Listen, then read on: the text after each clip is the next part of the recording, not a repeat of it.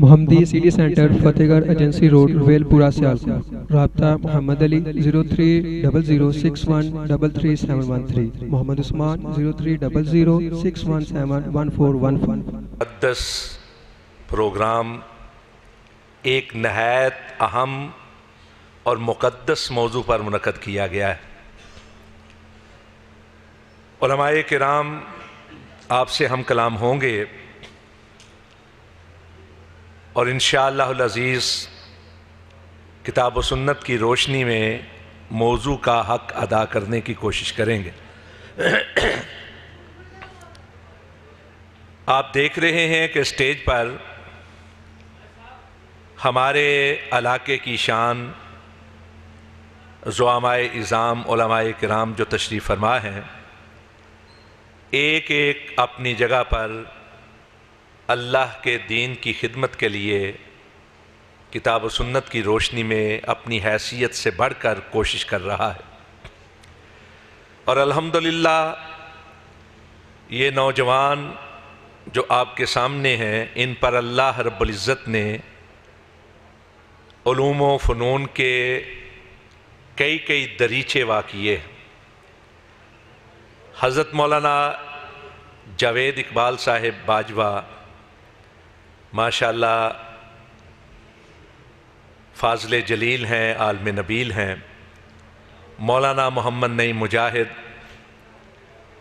مولانا عبدالعلیم صاحب، مولانا محمد صدام ربانی صاحب، ہمارے بھائی حاجی عطاء الرحمن صاحب، حافظ یاسر عنایت صاحب اور دیگر علماء کرام، حافظ سیف الرحمن صاحب، جی ہاں ماشاءاللہ میرے بھتیجے بھی ہیں جی، ادو فتح سے ہمارے بزرگ حضرت مولانا محمد سلیمان، اللہ ان کو صحت کاملہ عطا فرمائے۔ مجھ سے قبل حضرت شیخ الحدیث مولانا محمد سرور شفیق اپنے دلنشیں انداز میں، تحقیقی انداز میں خطاب کر رہے تھے، تو ان سے اجازت لے کر ان کی ایک آخری بات جو ہے اس کی تطبیق دے کر میں کچھ آگے بڑھنا چاہتا ہوں۔ انہوں نے جو امام جعفر صادق رحمۃ اللہ علیہ کی بات کی ہے کالی ٹوپی کے حوالے سے، اصلاً جو لباس ہے، ماتمی لباس جسے کہا جاتا ہے سوگ کی علامت کے طور پر پہننا، وہ سیاہ ہو یا سبز، وہ بالاتفاق ناجائز۔ اہل حدیث تو بات کرتے ہی کرتے ہیں، اس لیے کہ ہمارے ہاں سوگ 3 دن سے زیادہ نہیں، اور اس کی بھی ایک خاص انداز، سوائے اس عورت کے جس کا خاوند فوت ہو جائے اور عدت کی شکل میں وہ رہتی۔ مولانا احمد رضا خان نے احکام شریعت میں صفحہ 126 اور 127 پر، اور ملفوظات پہلی جلد صفحہ 60 پر، دوسری جلد صفحہ 262 پر، فتاوی افریقیہ میں بڑی تفصیل کے ساتھ بحث کرتے ہوئے یہ کہا ہے کہ یہ چیزیں سوگ ہیں اور سوگ حرام ہے۔ معاملہ ہے ٹوپی کا اور پگڑی کا۔ سیاہ رنگ کی پگڑی اللہ کے رسول صلی اللہ علیہ وسلم نے بھی پہنی ہے، اور حضرت مولانا بھی کبھی کبھار پہن لیتے ہیں، لیکن جو حوالہ دیا ہے وہ صحیح حوالہ دیا ہے، وہ ہے کتاب ملا یحضر الفقی۔ سنی جو مکاتب فکر ہیں، یہ ہمارے ہاں سنی صرف ایک سنی کہا جاتا ہے، شیعہ اور سنی 2 تقسیمیں۔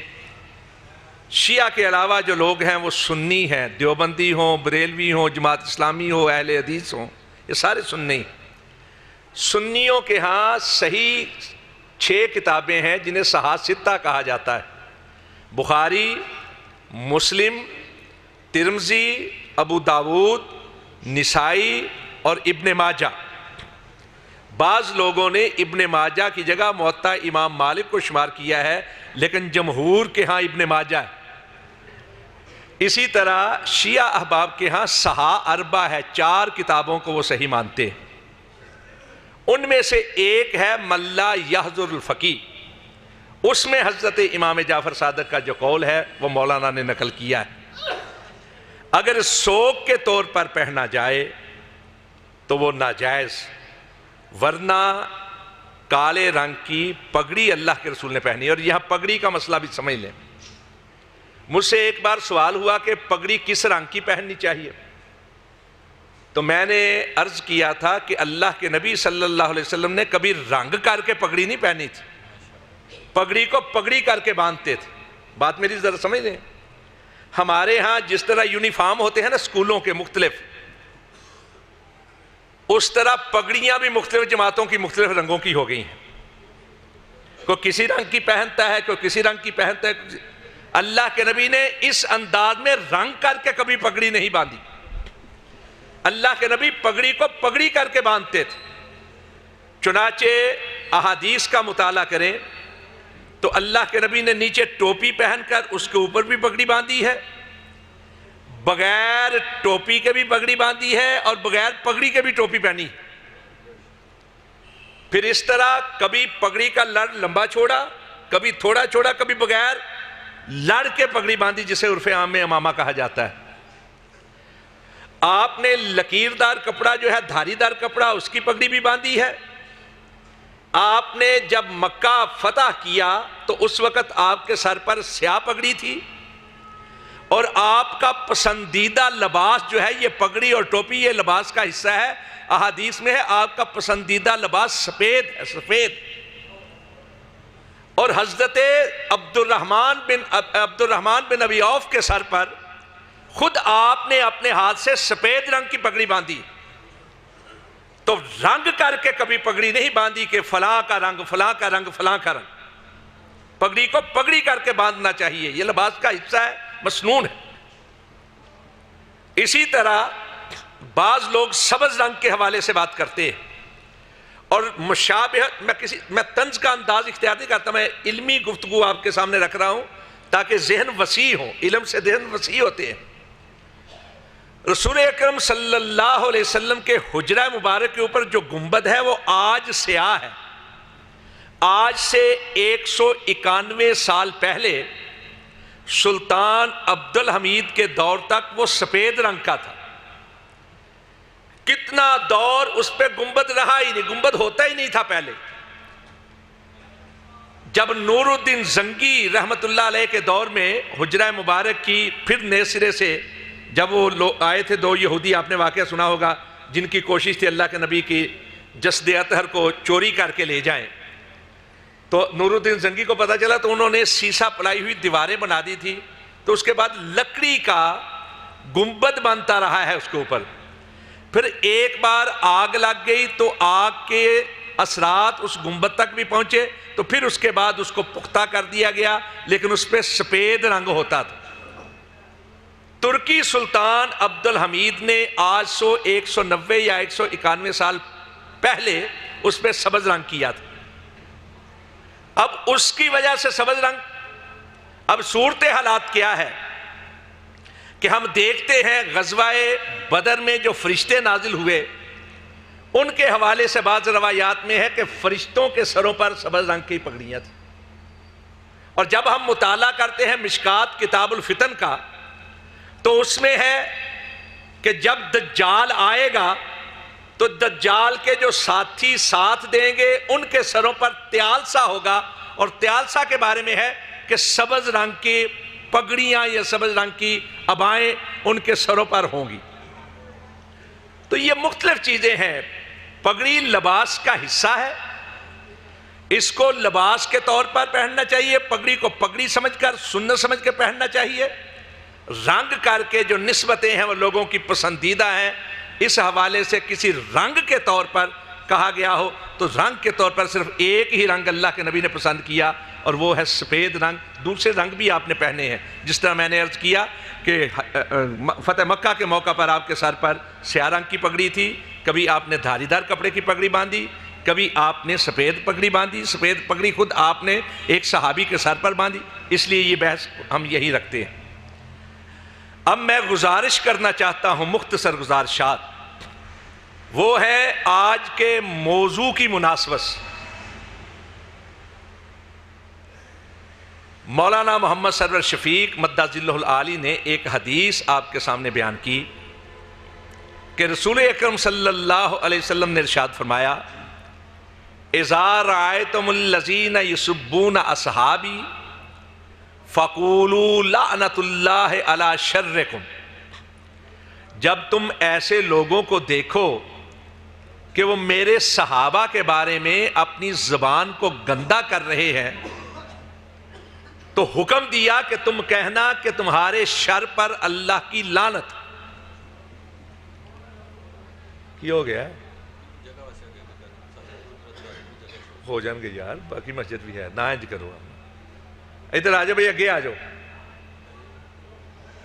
نئی جگہ تے اگے آ جاؤ، ایتھے میرے والی جگہ تے آ جاؤ، بے شک خیر میں کھلو کر لوں گا، کھلو کے کریں گے تو پھر کیا لیں مولانا بزرگ آئے نا۔ تو آپ نے ارشاد فرمایا فَقُولُوا لَعْنَةُ اللَّهِ عَلَى شَرِّكُمْ، تم پر لازم ہے کہ تم کہنا کہ تمہاری شرارت پر، تمہارے شر پر، تمہارے اس غلط ذہن پر اللہ کی لعنت۔ اب یہاں ایک سوال پیدا ہوتا ہے کہ وہ جو رسول رحمت ہیں، جن کو اللہ رب العزت نے جہانوں کی رحمت بنا کر بھیجا ہے، انہوں نے لعنت کا لفظ کیوں استعمال کیا ہے؟ اتنے سخت الفاظ کیوں بیان کیے؟ سوچنے کی بات ہے، اور اگر اس بات کو ہم سمجھ لیں تو سارا مسئلہ حل ہو جاتا ہے۔ اللہ کے نبی صلی اللہ علیہ وسلم نے اتنے سخت اور تلخ الفاظ کیوں کہے؟ اس لیے کہ معاملہ بڑا گمبھیر ہے۔ صحابہ کرام کے بارے میں زبان کو گندا کرنا کوئی چھوٹی بات، چھوٹا جرم نہیں ہے، انتہائی سنگین جرم ہے۔ جس طرح جیسا جرم ہو ویسی سزا ہوتی ہے، ایسے ہی الفاظ اللہ کے نبی صلی اللہ علیہ وسلم ہمیں بتا رہے ہیں کہ صحابہ کرام کے بارے میں زبان کو گندا کرنا، اشارہ کرنا انتہائی سنگین جرم ہے، اور سنگین جرم اس لیے ہے کہ صحابہ کرام کے بارے میں زبان کو گندا کرنا صرف صحابہ کرام تک نہیں رہتا، پورے دین کے اوپر حرف اٹھتا ہے، رسول اللہ صلی اللہ علیہ وسلم کی ذات مطہرہ پر حرف اٹھتا ہے۔ حدیث کے الفاظ ہیں، پیارے رسول نے ارشاد فرمایا اللہ اصحابی لا تتخذوہم غرضا من بعدی من احبہم بحبی احبہم ومن ابغضہم فببغضی ابغضہم ومن اذاہم فقد اذانی ومن اذانی فقد اذى اللہ۔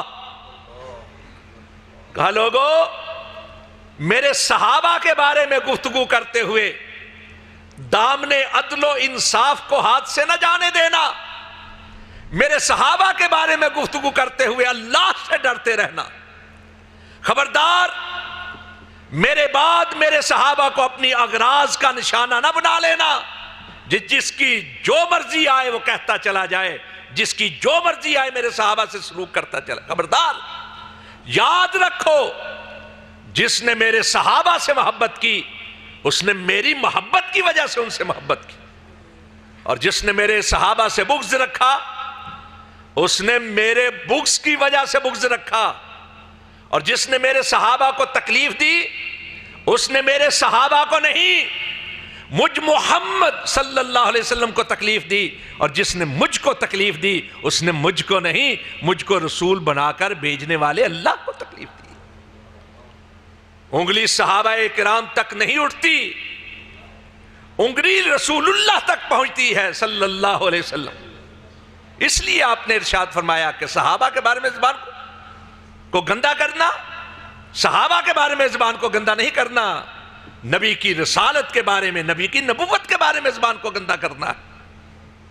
یہی وجہ ہے، میں اس چیز کی تشریح کروں گا، مسند اہل بیت میں ایک ہی صفحے پر دو عظیم ہستیوں کے اقوال نقل ہیں، ایک حضرت حسین رضی اللہ تعالیٰ عنہ اور ایک ان کے بڑے بھائی حضرت حسن رضی اللہ تعالیٰ عنہ، اور قریب قریب دونوں نے ایک ہی قسم کے فکرے کہے ہیں، اور فکرے کیا ہے؟ لکل شین اساس و اساس الاسلام حب و اصحاب رسول اللہ و اہل بیت. ماشاءاللہ تشریف لے آؤ, جلوہ ہو گیا اتنے ماشاءاللہ اسٹیج پہ. کہا ہر چیز کی ایک بنیاد ہوتی ہے. کس نے کہا؟ حسنین کریمین نے, پیارے رسول کے عظیم نواسے حضرت حسن رضی اللہ تعالیٰ عنہ اور حضرت حسین رضی اللہ تعالیٰ عنہ, فاطمۃ الزہرا کے لخت جگر, حضرت علی رضی اللہ تعالیٰ عنہ کے لخت جگر. کہتے ہیں ہر چیز کی ایک بنیاد ہوتی ہے, اور اسلام کی بنیاد صحابہ اور اہل بیت کی محبت کا نام ہے. تو پیارے رسول نے ارشاد فرمایا جس نے میرے صحابہ سے محبت کی میری محبت کی وجہ سے, جس نے میرے صحابہ سے بغض رکھا میرے بغض کی وجہ سے. مطلب کیا ہے؟ میں اکثر اس چیز کو واضح کرنے کے لیے مثال دیا کرتا ہوں.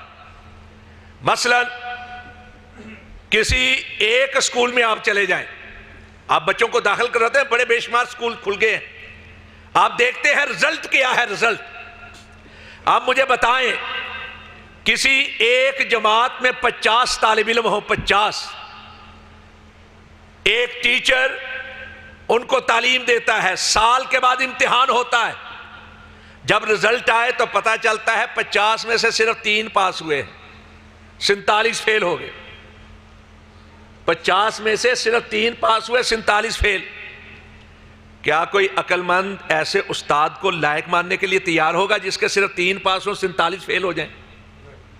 لوگ کہیں گے استاد لائق ہوتا تو بچے نہ صرف سارے پاس ہوتے بلکہ اچھے گریڈ لیتے, اچھی پوزیشنیں لیتے. حالانکہ ایک سال میں استاد کتنا پڑھا لیتا ہے؟ 2.5 ماہ گرمیوں کی چھٹیاں, پھر سردیوں کی چھٹیاں, پھر کسی کے جینے کی چھٹی, کسی کے مرنے کی چھٹی, ہفتہ وارانہ چھٹی. کبھی استاد جو ہے وہ نہیں آیا, کبھی بچے نہیں آئے, کبھی اسکول میں سٹرائک ہو گئی, کبھی کوئی معاملہ ہو گیا. اس کے باوجود سال کی پڑھائی کے بعد بچے 47 فیل ہو جائے تو کہا جائے گا استاد نالائق ہے, اسکول ٹھیک نہیں ہے, بچے کو کسی اچھے استاد کے پاس لے کے جانا چاہیے. اب حضرات ذرا سوچیں کہ ایک استاد جو کائنات کا سب سے بہترین استاد ہے, جس نے خود ارشاد فرمایا انما بعثت معلما, اللہ نے مجھ کو استاد بنا کر بھیجا ہے, معلم بنا کر بھیجا ہے, جس کی تعلیم کو اللہ رب العزت نے مومنوں پر احسان قرار دیا. لقد من اللہ علی المومنین, اللہ نے احسان کیا مومنوں پر. اذ بعث فیہم رسولا من انفسہم یتلو علیہم آیاتہ ویزکیہم ویعلمہم الکتاب والحکمہ. کہا بہترین رسول مقرر کیا جو اپنے میرے بندوں کو, مومنوں کو تعلیم دیتا ہے, تربیت دیتا ہے, ان کے اندرون کو نکھارتا ہے, ان کے بیرون کو سنوارتا ہے. یعنی استاد ایسا کائنات کا بہترین کہ جس سے بہتر استاد کائنات میں کوئی نہیں آئے, جس کی تعلیم اللہ کا احسان, جس کی تربیت اللہ کا احسان. اور کہاں پڑھاتا رہا؟ صرف تعلیم کے ساتھ رحمت و برکات نہیں, جو کلاس روم ہے وہ بھی برکتوں والے. ایک کلاس روم بیت اللہ الحرام مکہ مکرمہ, جہاں برکتوں کا یہ عالم ہے کہ ایک نماز ادا کی جائے تو 1,00,000 نماز کے ثواب کو جا پہنچتی ہے. جس کا دوسرا کلاس روم, دوسرا سیمیسٹر جہاں لگا وہ مدینہ طیبہ, مسجد نبوی, صحیح روایات کے مطابق جہاں کی ایک نماز 1,000 کے ثواب کو جا پہنچتی ہے. اور نصاب کون سا, سلیبس کون سا؟ اللہ کا اتارا ہوا, جس کے آغاز میں کہا لا ریب فیہ ھدی للمتقین, جس کے بارے میں کہا شفاء لما فی الصدور وھدی ورحمۃ للمؤمنین. شفا ہے دلوں کی کایا کو صاف کرنے کے لیے, دلوں کی کایا کو پلٹنے کے لیے ہدایت کی حیثیت رکھتی ہے, رحمت ہے. اس کے باعث رحمت ہونے میں, باعث برکت ہونے میں, باعث مغفرت ہونے میں کوئی شک نہیں ہے. کائنات کا بہترین نصاب اس کی وہ تعلیم دیتا رہا. اور تعلیم کا انداز کیا؟ ایک ایک حرکت کی نگرانی، ایک ایک جنبش کی نگہبانی۔ روایات میں ہے کہ ایک شخص وضو کر کے آیا، اس کے ٹخنے کے پاس تھوڑی سی جگہ سوکھی رہ گئی، کہا پھر وضو کر کے آؤ، تمہارا وضو مکمل نہیں۔ اور 1 2 3 سال نہیں، 23 سال تک تعلیم دی، 23 سال تک۔ اور 23 سال کے بعد جب امتحان ہوا اور تم یہ کہو کہ 50 میں سے 3 نہیں، 1,44,000 میں سے صرف 3 پاس ہوئے۔ کون؟ مقداد پاس ہوا، سلمان پاس ہوا، ابو ذر پاس، باقی سارے فیل ہو گئے۔ 1,44,000 سارے فیل ہو گئے۔ بتائیں یہ انگلی اٹھی ہے تو شاگردوں تک رہے گی یا رسول اللہ تک جا کے پہنچے گی؟ اس لیے پیارے رسول نے ارشاد فرمایا، من احبہم بحبی احبہم، من ابغضہم فببغضی ابغضہم، من اذاہم فقد اذانی ومن اذانی فقد اذی اللہ۔ جس نے میرے صحابہ سے محبت کی، میرے صحابہ سے نہیں، مجھ سے محبت کی، اور جس نے مجھ سے محبت کی اس نے اللہ سے محبت کی۔ کہا جس نے میرے صحابہ سے بغض رکھا اس نے میرے صحابہ سے نہیں، مجھ سے بغض رکھا۔ جس نے میرے صحابہ کو تکلیف دی، میرے صحابہ کو نہیں، مجھ کو تکلیف دی، اور مجھ کو جس نے تکلیف دی اس نے مجھ کو نہیں، مجھ کو رسول بنا کر بھیجنے والے اللہ کو تکلیف دی۔ حضرات، وہ لوگ جو یہ کہتے ہیں کہ سارے فیل ہو گئے، معاذ اللہ خاکم بدہن، کہ اللہ کے نبی کے جانے کے بعد امتحان ہوا تو نہ کہا، نہیں، اللہ رب العزت نے کہا قرآن پاک میں، اولئک الذین امتحن اللہ قلوبہم للتقوی لہم مغفرۃ واجر عظیم۔ اللہ نے امتحان لیا ان کے دلوں کا، اللہ نے امتحان لیا، ظاہر کا نہیں، دل کا، باطن کا امتحان لیا۔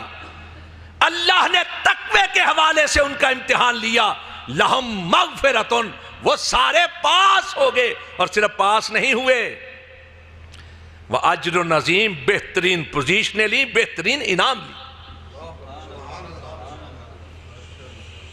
تم کہتے ہو، پلٹ گئے، اور اللہ رب العزت قرآن پاک میں کہتا ہے، لَقَدْ رَضِيَ اللَّهُ عَنِ الْمُؤْمِنِينَ إِذْ يُبَايِعُونَكَ تَحْتَ الشَّجَرَةِ۔ وہ لوگ جنہوں نے ایک بیری کے نیچے آپ کے ہاتھ پر بیعت کی حدیبیہ کے مقام پر، فَعَلِمَ مَا فِي قُلُوبِهِمْ، اللہ نے ان کے دلوں میں دیکھا، اللہ نے ان کے دلوں میں دیکھا، ان کے دلوں میں ایمان پایا، اخلاص پایا، ایثار پایا، زبان اور دل کی یکجائی پائی، فَأَنزَلَ السَّكِينَةُ عَلَيْهِمْ، اللہ نے آسمانوں سے ان پر سکینت نازل فرمائی۔ اور کیوں نہ ہوتا کہ وہ لوگ تھے جن کو اللہ کے نبی نے تیار کیا تھا۔ ایک مثال تو یہ ہے، اور دوسری مثال سمجھیں، ہم لوگ ایسے علاقوں سے تعلق رکھتے ہیں، خود نہیں تو کوئی اور ہوتا ہے جس نے کوئی مقدمہ، کوئی دعویٰ ضرور دائر کیا ہوتا ہے، ہماری نگاہوں کے سامنے ہے، FIR بھی لکھی جاتی ہے، اور کچھ نہیں تو کہیں اور بھی معاملہ چلے جاتے ہیں، جہاں آبادیاں ہوں گی معاملہ چلیں گے۔ میں آپ سے ایک سوال پوچھنا چاہتا ہوں، اگر کوئی شخص کوئی مقدمہ دائر کرے، کوئی دعویٰ دائر کرے، اور اپنے ساتھ گواہ بنائے، فلاں گواہ، فلاں گواہ، فلاں گواہ، فلاں، عدالت میں جب یہ معاملہ جائے، اس کے گواہ بھاگ جائیں، گواہ بیٹھ جائیں، یا گواہ جھوٹے قرار پا جائیں، کیا دنیا کی کوئی عدالت ایسے دعوے کو، ایسے مقدمے کو سچا ثابت کر سکتا ہے جس کے گواہ بھاگ جائیں؟ بتائیں، جس کے گواہ بیٹھ جائیں، جھوٹے قرار پا جائیں، کیا وہ مقدمہ ثابت ہو سکتا ہے؟ صحابہ کرام گواہ ہیں مقدمہ نبوت کے، صحابہ کرام گواہ ہیں دعوی رسالت کے، صحابہ کرام رضوان اللہ علیہم اجمعین گواہ ہیں رسول اللہ کی ذات کے، رسول اللہ کی صفات کے، پیارے رسول کی طہارت کے، آپ کی پاکیزگی کے، آپ کی امانت کے، ایمانت محبت کے، امانت کے، صداقت کے، نفاست کے، آپ کی دیانت کے، پیارے رسول کے ایک ایک لمحے کے گواہ ہیں صحابہ کرام۔ یہ قرآن ہم تک پہنچا تو کن کے ذریعے سے؟ صحابہ کرام کے ذریعے سے۔ احادیث کے راوی کون ہیں؟ صحابہ کرام۔ احادیث ہم تک پہنچی ہیں تو صحابہ کرام کے ذریعے سے۔ اب اگر صحابہ کرام کو مجروح قرار دے دیا جائے معاذ اللہ، صحابہ کرام کو ایسا ویسا سمجھ لیا جائے معاذ اللہ، تو مجھے بتائیں کہ حرف کس پہ آئے گا؟ کیا قرآن کی صداقت پر نہیں آئے گا؟ کیا حدیث کی صداقت پر نہیں آئے گا؟ کیا رسول اللہ کی ذات اور صفات پر حرف نہیں آئے گا؟ کیا مقدمہ نبوت پر، دعوی رسالت پر نہیں آئے گا؟ اس لیے پیارے رسول نے ارشاد فرمایا من احبہم بحبی احبہم ومن ابغضہم فببغضی ابغضہم ومن اذاہم فقد اذانی ومن اذانی فقد اذی اللہ۔ حضرات، صحابہ کرام وہ تھے کہ اللہ کے نبی نے اپنے بعد دین ان کے سپرد کر دیا تھا آگے پہنچانے کے لیے۔ بلغوا انی ولو آیا کن کو کہا تھا؟ فَلْيُبَلِّغِ الشَّاهِدُ الْغَائِبُ کن کو کہا تھا؟ دین کی تبلیغ کا منصب کن کے سپرد کیا تھا؟ دین کی اشاعت کی ذمہ داری کن کے سپرد کی تھی؟ کون تھے جو پیارے رسول کے بعد اسلام کے جھنڈے کو دنیا کے سامنے لہراتے رہے؟ وہ صحابہ کرام رضوان اللہ علیہم اجمعین۔ ان کے بارے میں کہنا کہ ایسے ویسے، معاذ اللہ، یہ حرف انگلی یہیں تک نہیں رہتی، کہیں اور جا پہنچتی ہے۔ حضرات، میں عرض کیا کرتا کہ وہ نبوت و رسالت کی وہ عظیم تعلیم و تربیت کہ جس کی وجہ سے اللہ رب العزت قرآن پاک میں کہہ رہا ہے یا ایھا الذین آمنوا، کن کو کہا ہے یا ایھا الذین آمنوا؟ متقین کن کو کہا ہے؟ متطہرین کن کو کہا ہے؟ محسنین کن کو کہا ہے؟ کنتم خیر امت کن کو کہا ہے؟ قرآن پاک کے اولی مخاطب کون ہیں؟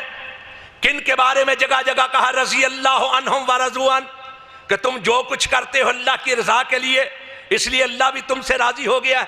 کون ہے جن کے بارے میں کہا کتب فی قلوبہم الایمان اولئک کتب فی قلوبہم الایمان، یہ وہ ہیں جن کے دلوں کے اندر اللہ نے ایمان کو لکھ دیا ہے۔ ہمارے ہاں جو پینٹر ہوتے ہیں نا، کچی سیاہی سے دیواروں پہ لکھتے ہیں، بارش بھی برستی ہے، گرد و غبار بھی پڑتی ہے، کئی پچھلے الیکشن گزر گئے، کئی سال گزر گئے، پھر بھی ان پینٹروں کی کچی سیاہی سے لکھی ہوئی دیواریں باقی نظر آ جاتی ہیں۔ ایسا ہے کہ نہیں؟ اللہ جن کے بارے میں کہے کہ میں نے ان کے دلوں کے اندر ایمان لکھیا ہے، اللہ نے لکھا ہے، اللہ نے لکھا ان کے دلوں کے اندر ایمان۔ ان کے بارے میں کہو کہ اللہ کے نبی کے جاتے ہی وہ ایسے ہو گئے تھے، ایسے ہو گئے تھے، اتنی کچی ہے اللہ کی لکھائی معاذ اللہ۔ خاکم بدہن، خاکم بدہن، اللہ کی پناہ، کیا سوچ رہے؟ کسی جگہ پہ آپ برف کا بلاک لا کے رکھ دینا، برف کا بلاک، ساری برف پگھل کر پانی بن کر نالی میں بہہ جاتی ہے، لیکن جہاں برف کا بلاک پڑا ہو وہاں کچھ دیر تک ٹھنڈک باقی رہتی ہے۔ کسی جگہ پہ آگ جلائی گئی ہو، سارا ایندھن راکھ بن کے بھی اڑ جائے نا، جہاں آگ ہوگی کتنی ہی دیر تک اس کے اثرات باقی رہتے ہیں۔ سیلاب کا پانی بہاؤ کے ساتھ کہیں کا کہیں بہہ جاتا ہے، لیکن جہاں جہاں سے سیلاب کا پانی گزرا ہو وہاں اس کے نشانات باقی رہتے ہیں۔ آندھی آ کر چلی جائے سو چلی جائے، آندھی کے آنے کے نشانات باقی رہتے ہیں۔ تم نے اللہ کے رسول کو کیا سمجھا کہ رحمتیں اور برکتیں جس کے جلم میں چلتی تھیں، کہ جو زمین پہ کھڑے ہو کر انگلی اٹھائے اور اللہ اس کی اٹھی ہوئی انگلی کی لاج رکھ کے آسمان کے چاند کو دو ٹکڑے کر دے، وہ کہ جو تھوکے کسی پکوان میں تو اللہ اس کے تھوک کی برکت سے اللہ اس کھانے میں اتنی برکت پیدا کرے کہ لوگ کھاتے چلے جائیں، کھانے میں کمی واقع نہ ہو۔ وہ کہ جو مٹھی بھر ریت پھینکے دشمن کی طرف تو اللہ اس مٹھی ریت میں اتنا اثر پیدا کرے کہ وہ کفار کے لیے تیز آندھی کی شکل میں بدل جائے۔ وہ کہ جس جگہ پہ کھڑے ہو کر وہ نماز پڑھ لے اللہ اسے روزۃ من ریاض الجنہ بنا دے. تم نے اس کے بارے میں یہ سمجھا کہ وہ گیا تو اس کی رحمت و برکات کے سارے اثرات ختم ہو گئے, اس کی تعلیم و تربیت کے سارے اثرات ختم ہو گئے. اور ہم یہ سمجھتے ہیں کہ آج کے گئے گزرے دور میں بھی سمندروں پار, ہزاروں میل کی مسافت پر, سمندروں پار یہ جو لوگ گھروں سے آ کر یہاں مسجد میں بیٹھے ہیں, یہ اللہ کے نبی کی نبوت و رسالت کے اثرات, اور قیامت تک رہیں گے یہ اثرات. قیامت کے بعد جنتوں میں رہیں گے انشاءاللہ. صحابہ کرام کے بارے میں کہتے ہو ایسے ہوگے ایسے ہوگے, اور اللہ رب العزت کہتا ہے السابقون الاولون من المہاجرین والانصار والذین اتبعوہم بإحسان رضی اللہ عنہم ورضوا عنہ اعد لہم جنات تجری تحتہا الانہار خالدین فیہا ابدا, کہ ہم نے ان کے لیے جنتیں تیار کی ہیں جن کے نیچے سے دودھ اور شہد کی نہریں بہتی ہیں, یہ ہمیشہ ان جنتوں میں رہیں. بات نہیں سمجھے. اللہ کہتا ہے میں نے جنتیں تیار ہی اپنے نبی کے صحابہ کے لیے کی ہیں, اور جنت دنیا کے ساتھ تعلق نہیں رکھتی, جنت آخرت کے بعد کا معاملہ ہے. جن کے لیے اللہ نے جنتیں تیار کی, اللہ نے اعلان کیا وہ ہمیشہ جنتوں میں رہیں گے. تم جو چاہے کہو, ہم یہ سمجھتے ہیں کہ جنتیں تو تیار ہی صحابہ کے لیے ہوئی ہیں, ہمیں ملیں گی تو صحابہ کی محبت کی وجہ سے ملیں گی, صحابہ کی پیروی کی وجہ سے ملیں گی. فعلم ما فی قلوبہم, اللہ نے ان کے دلوں میں جھانک کر دیکھ لیا. ماشاءاللہ ہمارے ممدوح حضرت مولانا پروفیسر عبدالرزاق ساجد تشریف لے آئے ہیں. میں صرف انہی کے انتظار میں گفتگو کر رہا تھا, بات اور بھی آگے چل سکتی ہے, لیکن میں یہ جو ہے نا فعلم ما فی قلوبہم کے دلوں میں دیکھا, اس حوالے سے ایک روایت آپ کے گوش گزار کر کے اجازت چاہوں گا. تفسیر حسن عسکری کے الفاظ ہیں کہ جب حکم ہوا ہجرت کا تو اللہ رب العزت نے جبریل کو بھیجا پیارے رسول صلی اللہ علیہ وسلم پر, حکم دیا امرک ان تستصحب ابا بکر, کہ ہجرت فرما جائیے, اور حکم یہ ہے آپ کو کہ ہجرت کے اس سفر میں کسی اور کو نہیں, صرف ابو بکر کو اپنا ساتھی بنائیے. پیارے رسول خود حضرت ابو بکر صدیق کے گھر پہ پہنچے, دروازہ کھٹکھٹایا, حضرت ابو بکر صدیق باہر تشریف لائے تو کہا آپ پر میرے ماں باپ قربان, آپ نے کیوں زحمت کی, مجھ کو بلا لیا ہوتا. فرمایا ابو بکر معاملہ ہی ایسا ہے, مجھے حکم دیا گیا ہے ہجرت کا, اور ساتھ کہا گیا ہے ساتھی ابو بکر کو بناؤ, میں پوچھنے آیا ہوں تیرا اس بارے میں کیا خیال ہے. بڑا کٹھن سفر ہے, ہو سکتا ہے آج گھر والوں سے جدا ہو تو پھر دنیا میں ملنا نصیب نہ ہو. کیا کہتے ہیں؟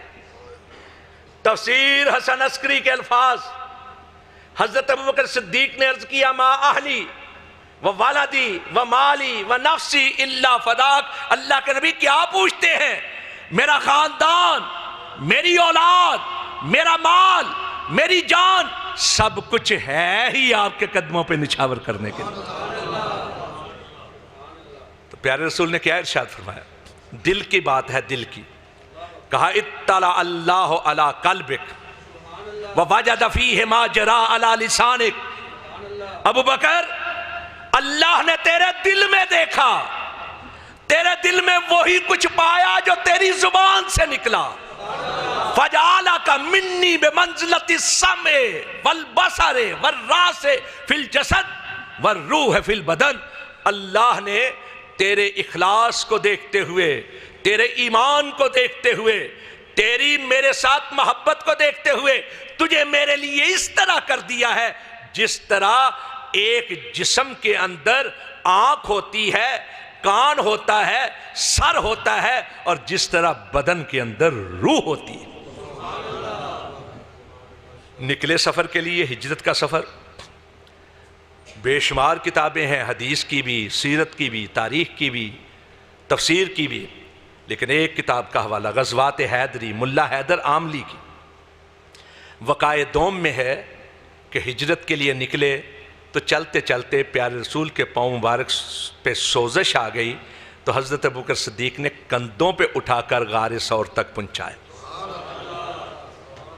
تو میں یہاں یہ عرض کیا کرتا ہوں بڑے احترام کے ساتھ، دعوت فکر دیتے ہوئے ان بھائیوں سے جو اس گھوڑے کو پوچھتے ہیں جس گھوڑے پر نہیں، جس گھوڑے کی نسل کے کسی ایک گھوڑے پر رسول کا نواسہ سوار ہوا تھا، رسول کے نواسے کی سواری کی وجہ سے گھوڑے کو احترام دیتے ہیں، تو میں پوچھتا ہوں کہ گھوڑے کو تو پوچھتے ہو کہ اس پہ رسول کا نواسہ سوار ہوا تھا، جس کے کندھوں پہ رسول سوار ہوا تھا اس کے بارے میں برا کیوں کہتے ہو؟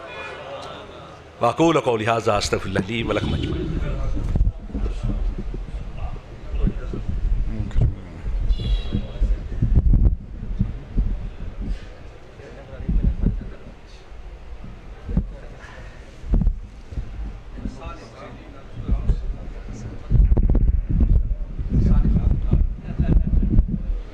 شب کو راہ ملتی ہے تاروں سے، شب کو راہ ملتی ہے تاروں سے، ہدایت ملتی ہے نبی کے یاروں سے، سن کر ہوتے ہیں یہ کیوں خفا، پوچھو تو ذرا ان اغیاروں سے، عظمت صحابہ ثابت ہے قرآن کے 30 پاروں سے۔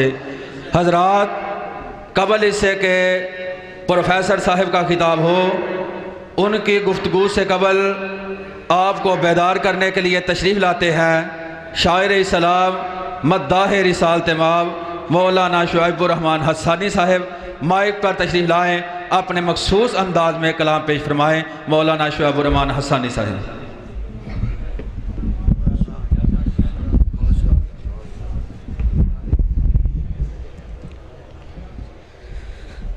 السلام علیکم ورحمۃ اللہ وبرکاتہ۔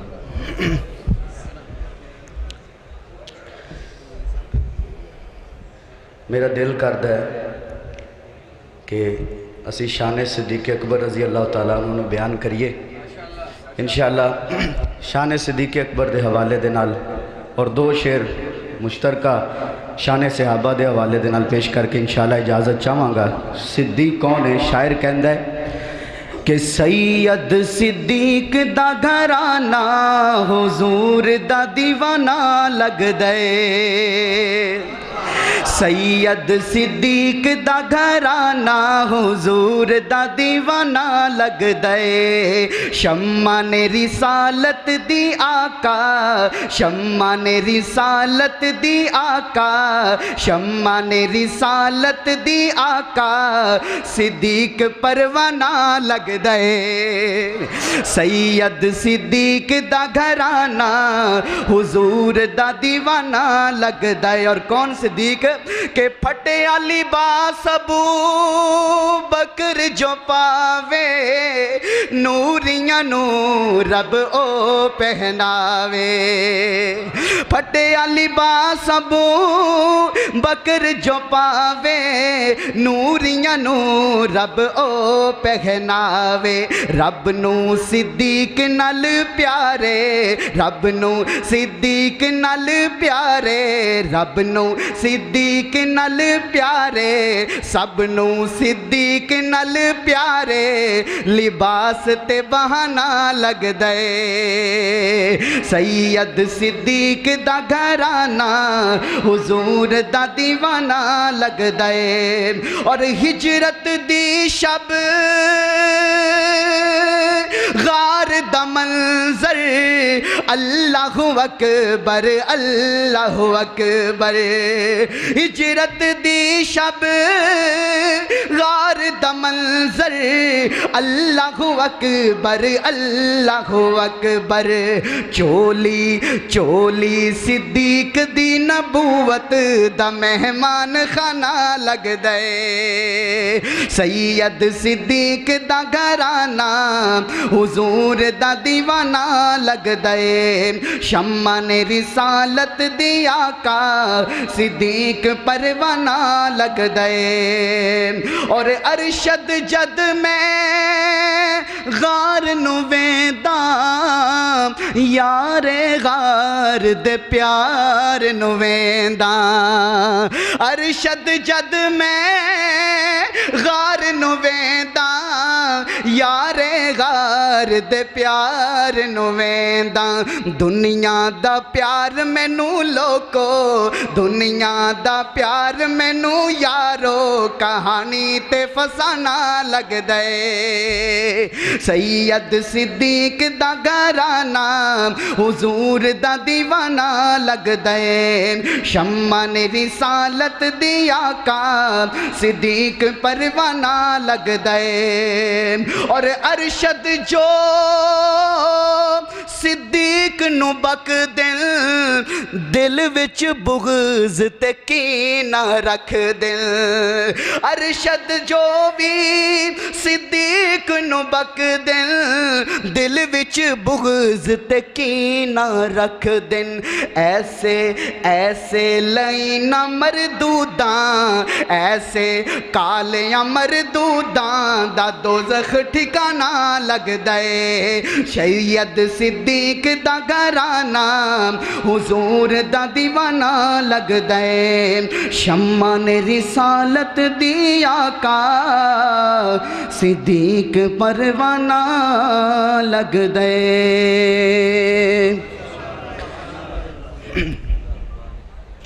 صرف دو شعر میں انشاءاللہ اس کلام دے میں پیش کرانگا ابھی شان صحابہ دے حوالے دے نالے سریکی تھوڑی تھوڑی سریکی تے تھوڑی تھوڑی پنجابی انشاءاللہ سمجھ کے سننا ہے انشاءاللہ مزہ آئے گا شاعر کہندہ ہے کہ دلوں بن حبدار نبی دیاں یاراں دا دلوں بن حبدار نبی دیاں یاراں دا دلوں بن حبدار نبی دیاں یاراں دا دلوں بن حبدار نبی دیاں یاراں دا نہیں تے کل ارمان کرے سے اپنا بہو نقصان کرے سے اج توڑی وقت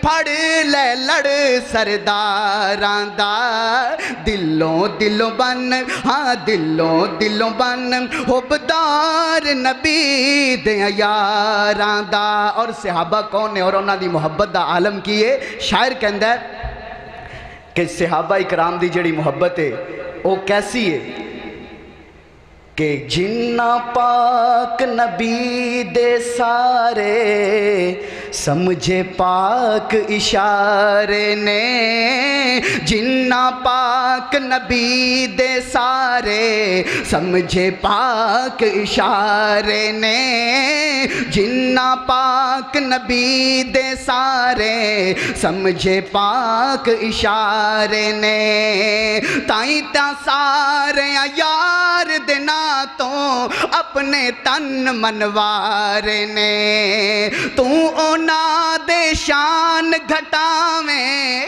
تو اونا دے شان گھٹاویں چون دینا تو سڑ داراویں قسم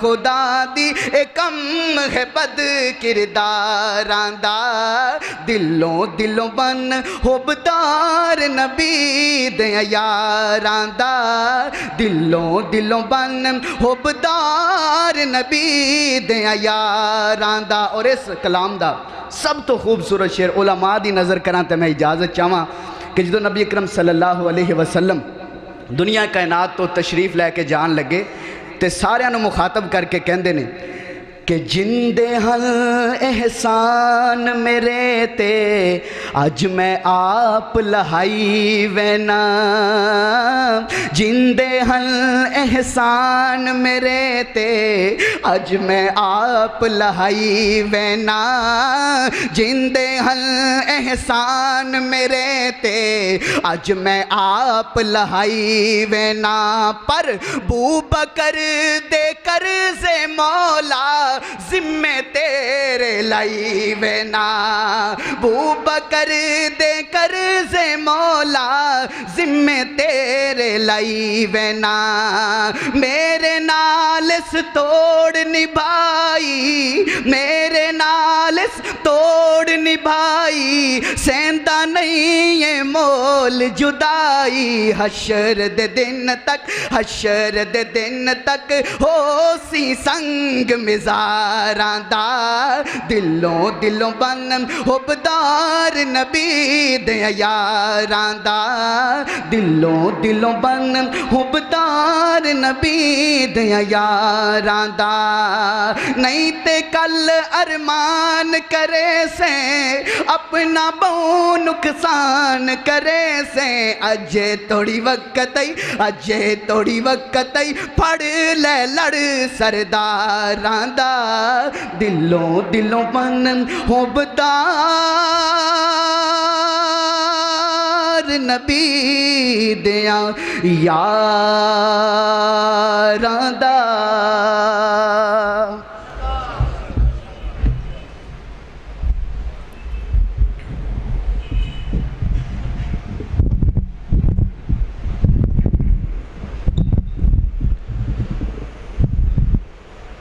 منظوم کلام پیش فرما رہے تھے قاری شعیب الرحمن حسانی صاحب. الحمدللہ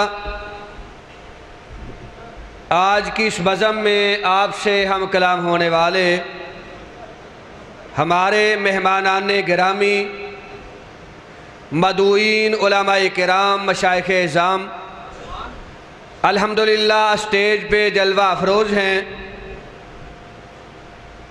وکیل صحابہ حضرت مولانا پروفیسر حافظ عبدالرزاق ساجد صاحب فاضل مدینہ یونیورسٹی اور اسی طرح حضرت مولانا قاری احمد حسن ساجد صاحب حافظہ اللہ تعالی آپ زیارت فرما رہے ہیں.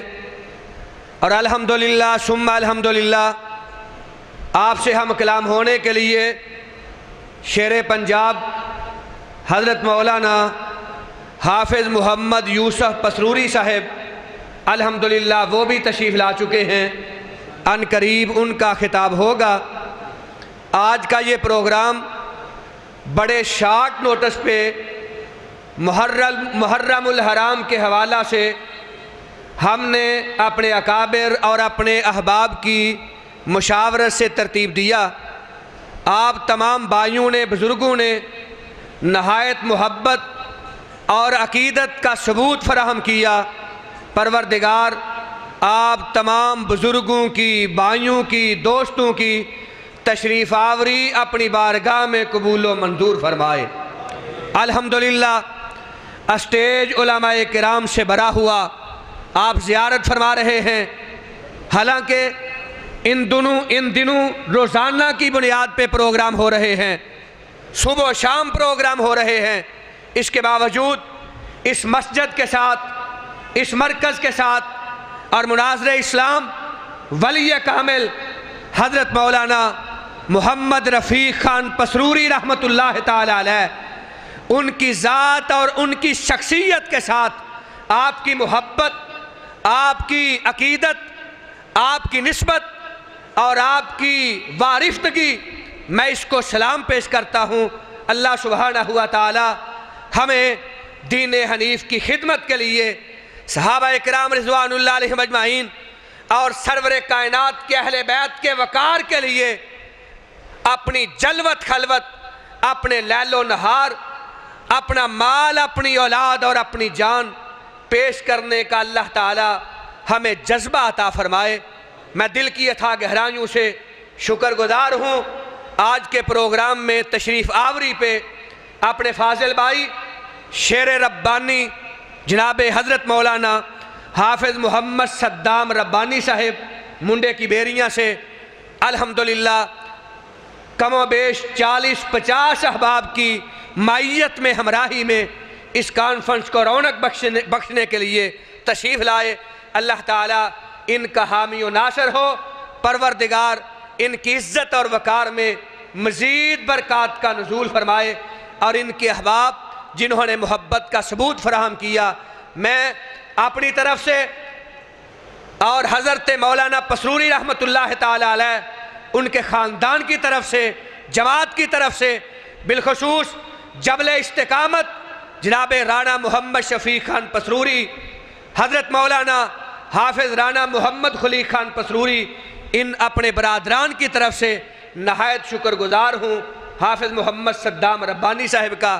اسی طرح گلانوالہ سے ہمارے قابل فخر نہایت وفادار اور جان نثار بھائی قاری سیف الرحمان توحیدی صاحب ایک بڑے قافلے کے ہمراہ تشریف لائے، حالانکہ ان کو الجھانے کی، پریشان کرنے کی بہت کوشش کی گئی۔ اللہ سبحانہ و تعالی ان کی محبت، ان کا اخلاص، ان کی للہیت اپنی بارگاہ میں قبول و منظور فرمائے۔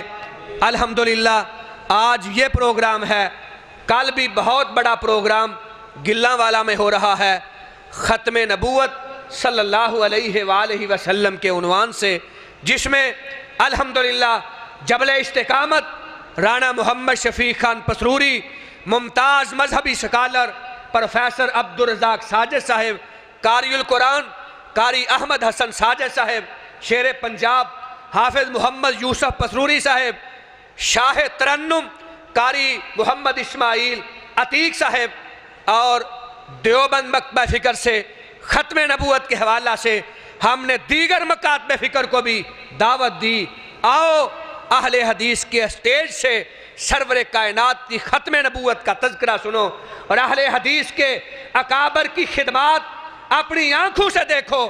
انشاءاللہ مولانا اللہ وسایا صاحب ملتان سے وہ بھی تشریف لا رہے ہیں۔ اللہ سبحانہ و تعالی آج کے اس پروگرام کی کامیابی، آپ احباب کی تشریف آوری اپنی بارگاہ میں قبول و منظور فرمائے، اور کل کے پروگرام کو بھی اللہ تعالیٰ اسی طرح کامیاب فرمائے۔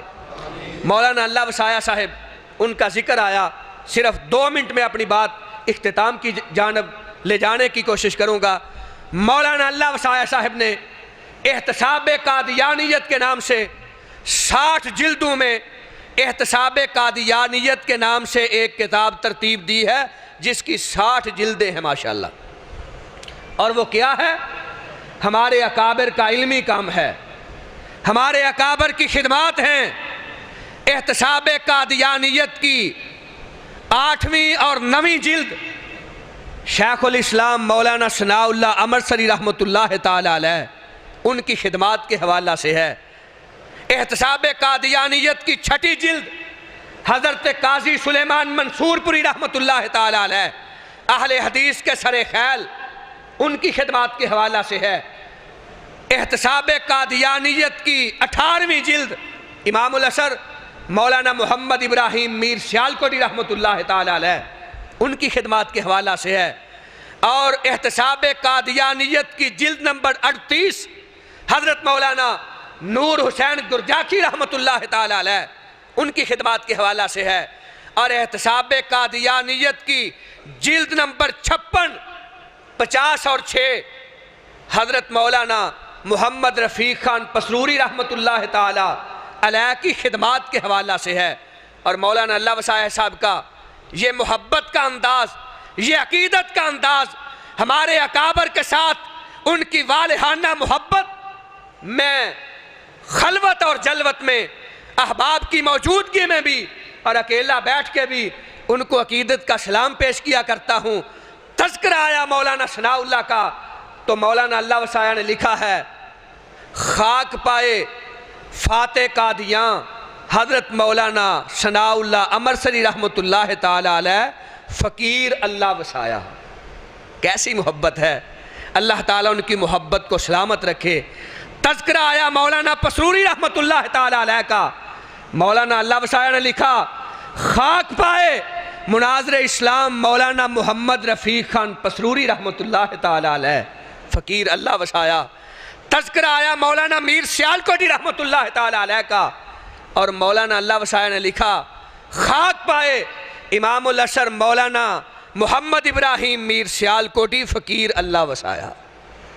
اللہ سبحانہ ہوا تعالیٰ نے آپ کو ایسے اکابر عطا فرمائے ہیں کہ جن کی خدمات کو عقیدت کا سلام پیش کرنے کے لیے اپنے نہیں بیگانے بھی اپنی نگاہیں جھکائے ہوئے نظر آتے ہیں۔ اللہ سبحانہ ہوا تعالیٰ ہمارے اکابر کے درجات بلند فرمائے، ان کی قبروں کو جنت کا باغ بنا دے، اللہ ان کی قبروں کو اپنے نور سے منور فرما دے۔ حضرات گرامی، اسی طرح 22 تاریخ بروز ہفتہ بہت بڑا پروگرام اللہ ہی مشکل کشا کانفرنس کے نام سے الحمدللہ مرکزی جمعیت اہل حدیث پاکستان وہ گلدستہ ہے۔ لوگوں نے، کسی نے پھول کی ایک پتی پکڑ لی، کسی نے ایک پھول پکڑ لیا، کسی نے کہا میں اصلاح معاشرہ کا کام کر رہا ہوں، کسی نے کہا میں صحابہ کرام کا دفاع کر رہا ہوں، کسی نے کہا میں ختم نبوت کی خدمت کر رہا ہوں، کسی نے کہا میں جہاد کا کام کر رہا ہوں، کسی نے کہا میں سیاست کی تطہیر کر رہا ہوں۔ تمہیں مبارک ہو، تمہارے پاس ایک پتی نہیں، ایک پھول نہیں۔ اہل حدیثوں تمہیں مبارک ہو، مرکزی جمعیت اہل حدیث پاکستان کی شکل میں تمہارے پاس اسلام کا پورا گلدستہ موجود ہے۔ الحمدللہ اس گلدستہ میں توحید کا پھول ہے، ختم نبوت کا پھول ہے، سرور کائنات کی سنت سے عقیدت کا پھول ہے، والدین کی خدمت کا پھول ہے، اساتذہ اکرام کی عظمت کو سلام پیش کرنے کا پھول ہے۔ تمہارے پاس ایک پتی نہیں، ایک پھول نہیں، اسلام کا مکمل گلدستہ موجود ہے۔ الحمدللہ ثم الحمدللہ۔